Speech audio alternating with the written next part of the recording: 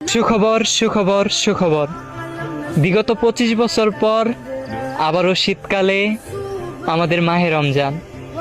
হাদিসে বলা হয়েছে, যে ব্যক্তি রমজান মাসের দাওয়াত যে আগে পৌঁছে দেবে, মহান আল্লাহ পাক তাকে জাহান্নামের আগুন থাইকা বাঁচায়া নিবে। এখন মুসলমান হয়ে আমাদের দায়িত্ব ভিডিওটা 3 জনকে শেয়ার করা।